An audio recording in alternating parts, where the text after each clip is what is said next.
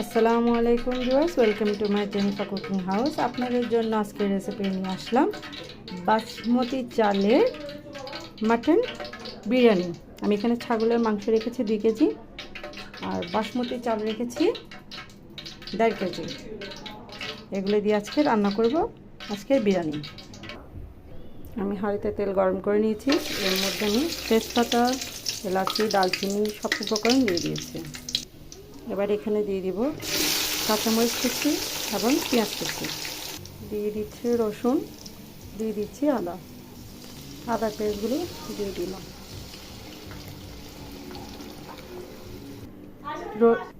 রসুনের পেস্ট, আদার পেস্ট দেওয়ার পরে আমি এগুলো ভালোভাবে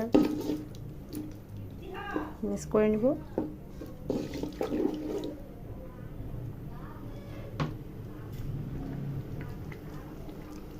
এরপর এখানে নারকেল বাটা এবং টক দই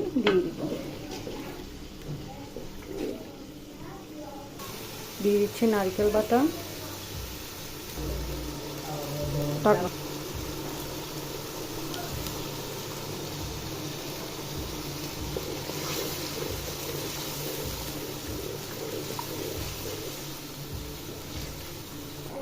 দিয়ে দিচ্ছি এখানে গরম মশলা,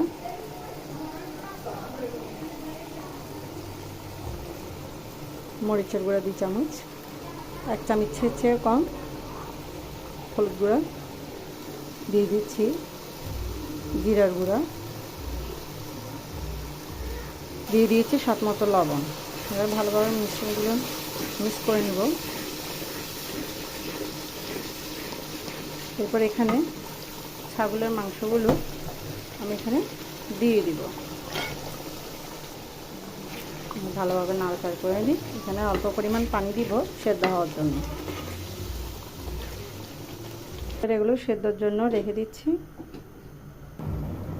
দিয়ে দিয়েছি আমি চালগুলো। এবার ভালোভাবে নাড়াচাড়া করে নিই।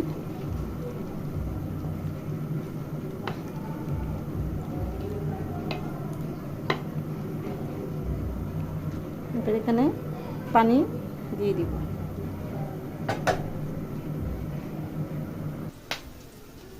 তৈরি হয়ে গেল আমার বাসমতি চালের মাটন বিরিয়ানি।